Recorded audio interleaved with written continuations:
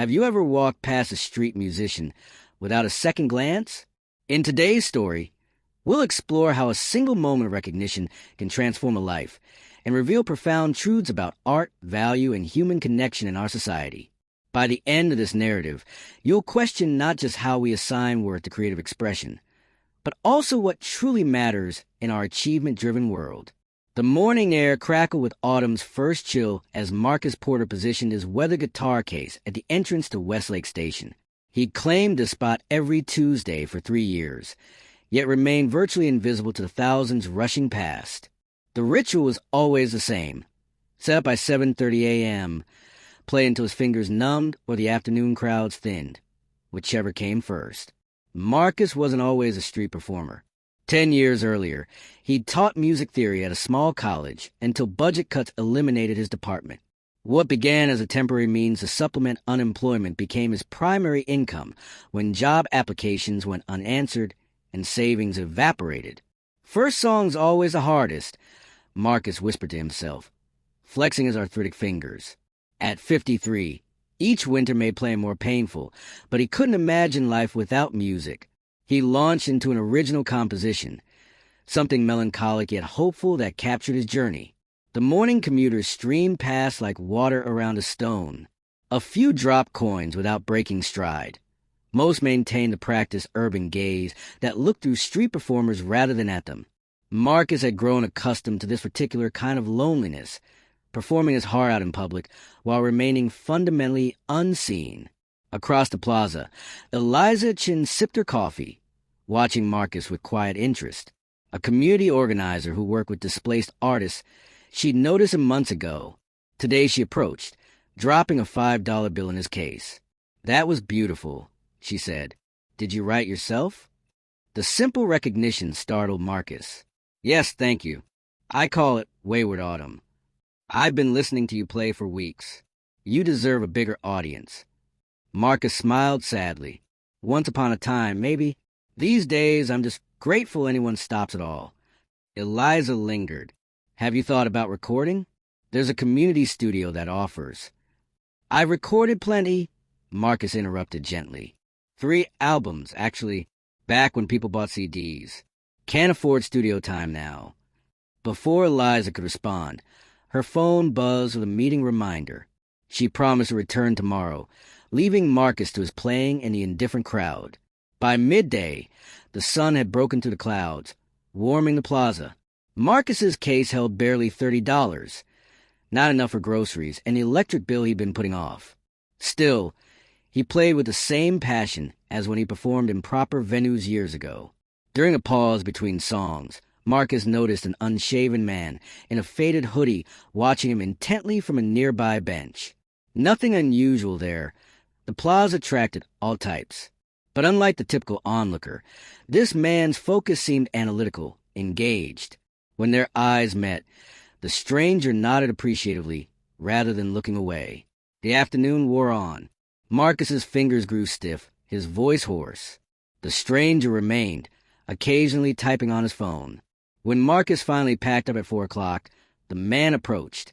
"Excuse me," he said, his voice surprisingly refined for his disheveled appearance. "I've been listening to your music for hours. Would you play one more? Something that means something to you personally." Though exhausted, Marcus felt a spark of the connection he'd been missing. "Any particular requests?" "Whatever matters most to you." Marcus unpacked his guitar again and settled on a bench. This time, he chose a piece he rarely performed publicly, a complex composition he'd written after his mother's death 5 years earlier. It wove together grief and celebration, technical brilliance and raw emotion. As he played, Marcus closed his eyes, forgetting his audience of one, forgetting the cold, forgetting the day's meager earnings. When the final note faded, Marcus opened his eyes to find the stranger watching him with unmistakable tears. "That was extraordinary," the man said quietly. "What's it called?" "The Space Between Breaths," Marcus replied, suddenly self-conscious about sharing something so personal. The stranger extended his hand. "I'm Daniel Richter." The name registered vaguely with Marcus, but he couldn't place it. Marcus Porter. "Marcus, I'd like to buy that song from you." A familiar weariness settled over him.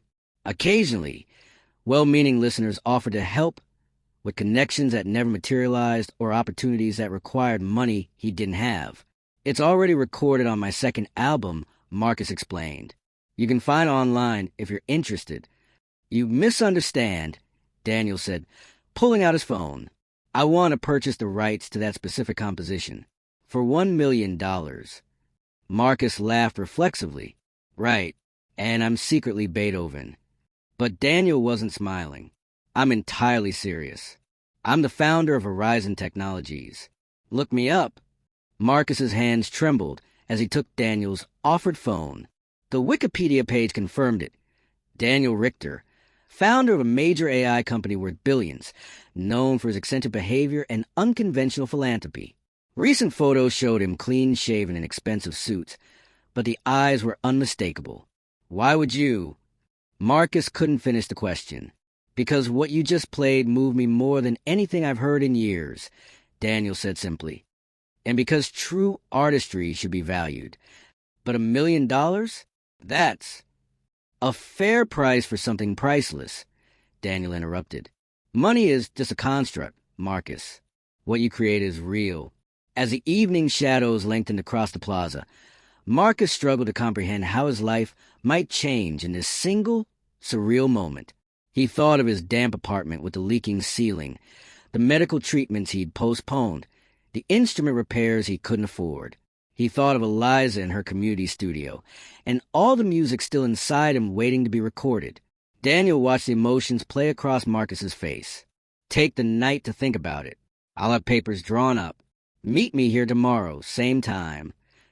As Daniel walked away, Marcus remained frozen on the bench, his guitar still warm in his hands, wondering if the universe had finally heard him playing all these years, or if he'd simply fallen asleep on that cold bench and dreamed the entire encounter. The night passed in a blur of disbelief for Marcus. Sleep eluded him as his mind cycled through scenarios. This was an elaborate prank. Daniel would never return. There would be impossible strings attached.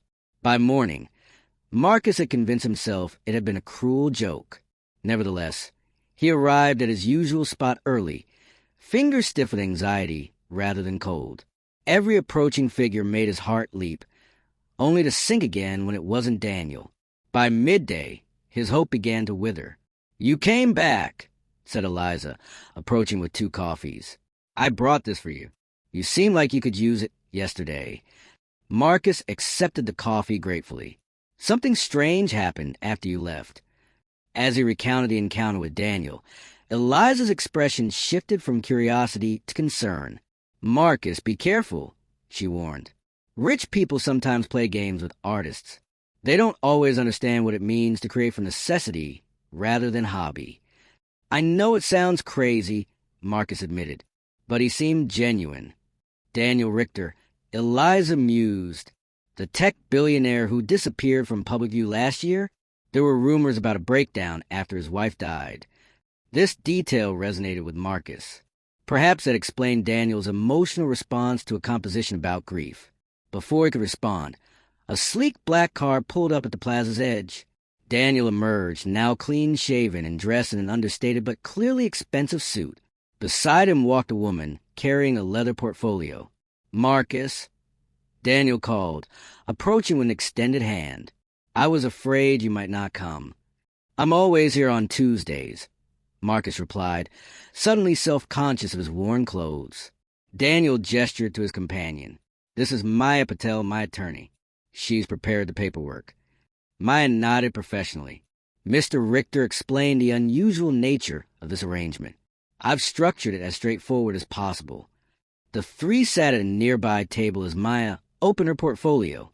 Eliza hovered protectively nearby until Marcus introduced her. "I'm glad you have someone looking out for you," Daniel said, seeming genuinely pleased. "Maya, please explain the terms to both of them." Maya laid out documents detailing a simple purchase. $1 million for exclusive rights to The Space Between Breaths. Marcus would retain rights to perform it himself, but not to sell or license it further. But why? Marcus finally asked the question that had kept him awake. "Why this song? Why me?" Daniel's composed facade briefly cracked. My wife, Anna, died 18 months ago. Cancer. Your composition captured exactly what I've been unable to express. The simultaneous presence of grief and gratitude. The plaza bustled around them, commuters rushing past this small island of transformation. There's something else, Daniel continued. I had a foundation dedicated to supporting overlooked artists. This purchase is partly personal, but it's also a pilot for a larger initiative. Eliza leaned forward, professional interest peaked. What kind of initiative? We're developing an AI that can identify exceptional artistic talent in public spaces, Daniel explained. I've been testing it myself, disguised, for months. Your composition scored higher than anything we found, Marcus. Marcus struggled to absorb this information. You're saying a computer identified my music as valuable? No, Daniel corrected. The AI identified patterns consistent with musical innovation and emotional resonance. I identified the value myself when I heard it. Technology can recognize patterns, but only humans can truly experience art. Maya politely redirected the conversation to practical matters. A bank account will be established. Tax implications needed consideration. Financial advisors could be recommended. This doesn't have to change your life, Daniel assured Marcus, noting his overwhelmed expression. Unless you wanted to. How could it not? Marcus whispered. A small crowd had gathered, watching the unusual scene unfold. Among them, Marcus recognized regular commuters who had passed him for years without acknowledgement. Now they stared openly. Curiosity piqued by the presence of well-dressed strangers at the busker's usual spot. Before you sign, Eliza interjected, I'd recommend having your own attorney review these documents. Daniel nodded approval. Absolutely. Take whatever time you need. What happens to the song once you own it? Marcus asked. Initially, nothing public, Daniel replied. It remains personal. But eventually, with your permission, I'd like it to be part of an exhibition exploring grief and resilience. Anna was a curator at the Contemporary Art Museum. This would honor her work. The personal motivation behind the offer made it suddenly more believable to Marcus. This wasn't charity or a whim. It was human connection through art, exactly what music had always meant to him. I don't need another attorney, Marcus decided, reaching for the papers. Eliza placed a gentle hand on his arm. Sleep on it, Marcus. Big decisions deserve reflection. But Marcus had already spent a decade in reflection, watching life's opportunities slip past while he played for strangers who didn't listen. Some opportunities don't come twice, he said, accepting the pen Maya offered.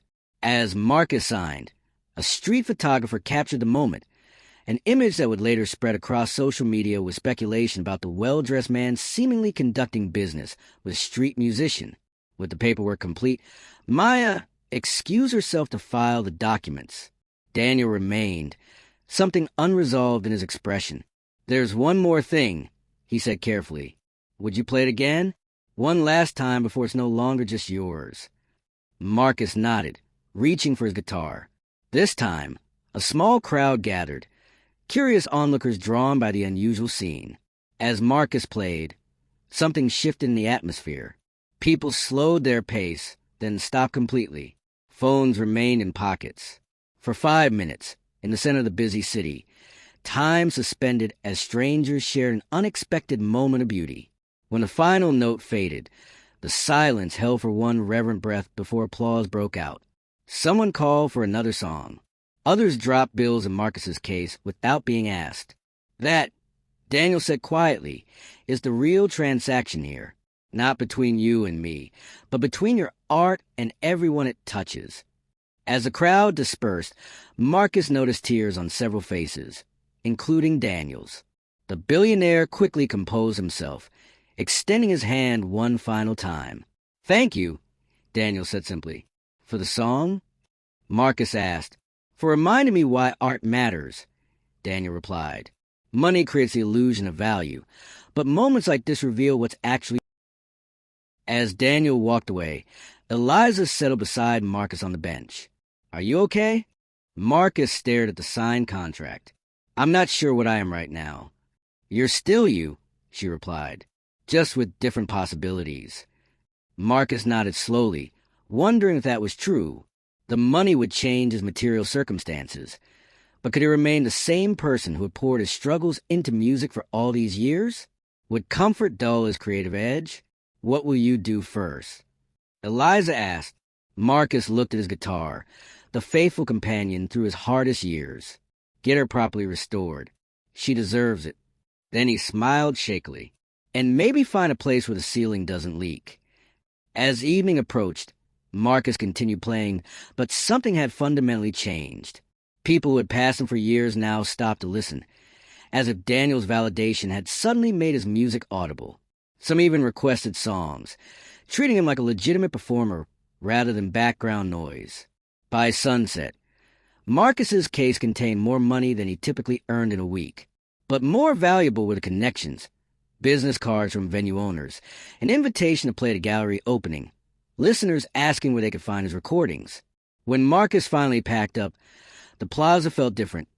Not just a space he occupied, but somehow partly his. He belonged to this corner of the city, and now, because one person had truly listened, the city seemed to recognize that it belonged partly to him as well. As he walked toward the bus stop, Marcus pulled out his phone and dialed a number he hadn't called in months. "Hey, Sarah," he said when his daughter answered. "I know it's been a while. Something happened today that I'd like to tell you about. Do you have time for dinner this weekend?" The day had started like any other, but would end as the first page of a new chapter. One where being heard was no longer the exception, but the beginning. The $1 million arrived in Marcus's account with surreal promptness. He stared at the balance for hours, unable to reconcile the number with his reality. For a decade, he'd measured success in single-dollar bills and spare change. Now, with 6 zeros behind a different digit, the mathematics of his existence had fundamentally changed. What hadn't changed was his Tuesday ritual. 1 week after signing the contract, Marcus returned to his spot at Westlake Station. Several regular commuters greeted him by name, a novelty that still surprised him. Word of his encounter with Daniel had rippled through local networks, transforming him from invisible fixture to neighborhood curiosity. "You don't need to do this anymore," a passing businessman commented, gesturing to Marcus's guitar case. "Why are you still here?" The question followed Marcus throughout the day. Why indeed? Financial necessity no longer tethered him to this concrete corner.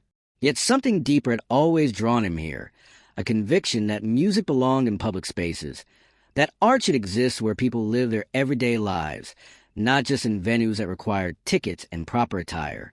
By afternoon, local news vans had arrived. The story had gained traction. Tech billionaire pays street musician fortune for a single song. The headlines missed the nuance, the human connection that had made the exchange meaningful. Reporters approached with predictable questions about rags to riches narratives and lucky breaks. "This isn't a fairy tale," Marcus told one journalist firmly. "It's about being seen after years of invisibility. Do you know how many talented musicians are playing on streets right now, being ignored?" The camera operator zoomed in, sensing a soundbite. The reporter leaned forward. "Are you saying Mr. Richter should buy songs from other street performers too?" Marcus shook his head. "I'm saying we should question a system where artists need a millionaire's validation to be considered worthy of attention. My music didn't change overnight. Your interest in it did." The reporter's smile tightened. This wasn't the heartwarming story she'd come for. As the media departed, disappointed by his refusal to perform gratitude, Eliza appeared with a small group of people. Other street performers, artists, and musicians she worked with through her community organization. "We heard what you said to that reporter," a young violinist told Marcus. "Thank you for not forgetting us." Marcus felt a weight of responsibility he hadn't anticipated. His story could become either a fantasy of individual exception or a challenge to reconsider collective values. The choice felt heavy but clear. That evening, Sarah arrived for their rescheduled dinner, the first time Marcus had seen his daughter in nearly 8 months. Their relationship had grown strained after his job loss, his inability to help with her college, expenses a constant unspoken tension. "So it's true," she said, eyeing his still shabby appearance with amusement. "You're rich but dressing the same." "I'm working on finding the middle ground," Marcus admitted. Between who I was and who I can be now. Over dinner, Sarah spoke of her struggles completing her music therapy degree while working full-time. Marcus listened differently than before, not with helpless guilt, but with renewed perspective. "I'd like to help with your tuition," he offered carefully. "Not because I feel obligated, but because I believe in what you're doing. Using music to heal, that matters." Sarah studied him. "And what about your music, Dad? What will you do with it now?" The question crystallized something Marcus had been considering since his conversation with Daniel. "I want to create space for others to be heard," he said slowly. "Maybe a community recording studio, performance space, and advocacy center all in one." "That sounds bigger than $1 million, Sarah observed. "It is," Marcus agreed. "But Daniel mentioned his foundation for overlooked artists. I'm meeting with him next week to discuss partnership possibilities." When they parted that night, their hug lasted longer than usual. Something had healed between them, not just because of money, but because Marcus had reclaimed his purpose. The meeting with Daniel took place at Horizon Technologies' headquarters, a modernist building of glass and sustainable materials. Marcus felt out of place until Daniel greeted him in jeans and a simple button-down shirt, deliberate informality to ease the power imbalance. "Your interview went viral," Daniel said, leading Marcus to a conference room where Maya and several foundation representatives waited. Not the feel-good story they wanted, but exactly the conversation we need. The discussion that followed stretched for hours. Marcus shared his vision for a multi-purpose center supporting street performers and other marginalized artists.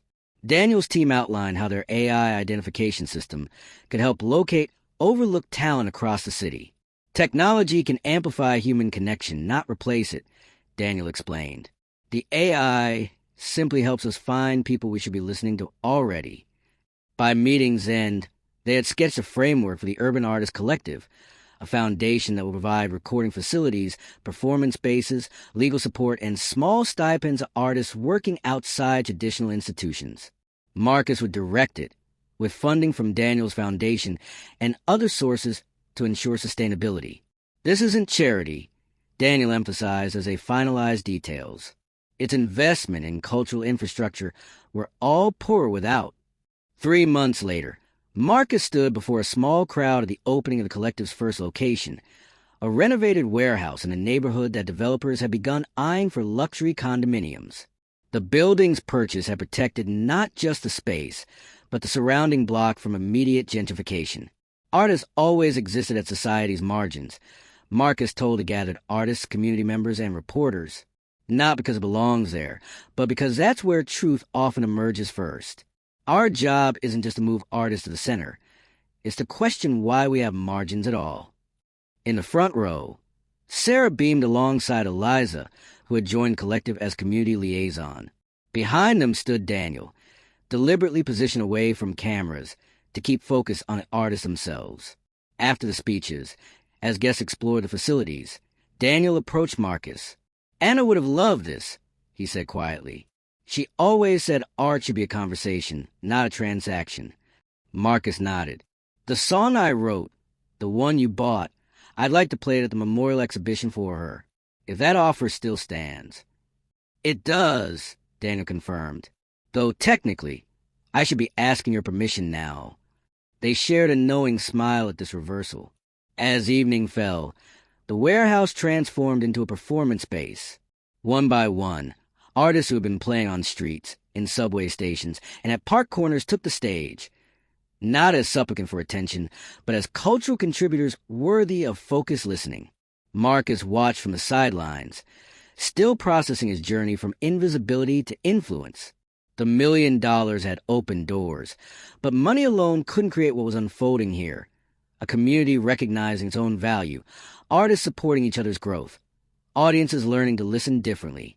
When his turn came to perform, Marcus chose not the space between breaths, but a new composition he'd been developing, one that wove together themes from conversations with the collective's members, honoring their struggles and resilience. As he played the final notes, Marcus realized the true gift hadn't been Daniel's money. It had been the recognition that preceded it. The simple act of someone stopping to truly listen, to acknowledge that what he created mattered. Now, through the collective, that gift would multiply, creating ripples of recognition that might eventually transform how society valued art and artists. Not through million-dollar purchases, though Marcus hadn't returned Daniel's money, but through rebuilt connections between creators and communities. Later that night, as the celebration wound down, a young guitarist approached Marcus. "I've been playing at Pike Place for 6 months," she said. "Nobody really stops. How did you keep going for 10 years when no one was listening?" Marcus considered her question carefully. "I think I finally understood that playing was enough. That creating has value, whether anyone notices or not." He smiled. "But being heard, that matters too. And now we're building spaces where more of us can be heard." "Do you miss it?" she asked. "Your spot at the station?" "I still play there Tuesdays," Marcus replied. "Some habits become part of who you are." As the collective's members departed into the night, instruments slung over shoulders, Marcus reflected on how completely his life had transformed. The $1 million had changed his circumstances, but his conversation with Daniel had changed his perspective. Both were valuable, but only one was truly transformative. Outside the warehouse, the city continued its restless motion. Somewhere on its streets, musicians played for distracted passers-by. Artists created in obscurity. Voices waited to be heard. The collective couldn't reach them all, but it had created a possibility, a model for recognizing value that existed whether or not the marketplace acknowledged it. And that, Marcus thought as he locked the building that had once seemed an impossible dream, was worth more than any amount a billionaire might offer. The true currency wasn't dollars, but dignity, the recognition that every voice carried worth, every creation mattered, every artist deserved to be seen. Tomorrow, he would return to his spot at Westlake Station. Not because he needed to, but because the city needed the reminder that music belonged everywhere. That art wasn't a luxury but a necessity, that listening was an act of justice in a world too quick to assign value based on status rather than substance. The $1 million song had opened the door. What mattered now was who else they could help walk through it.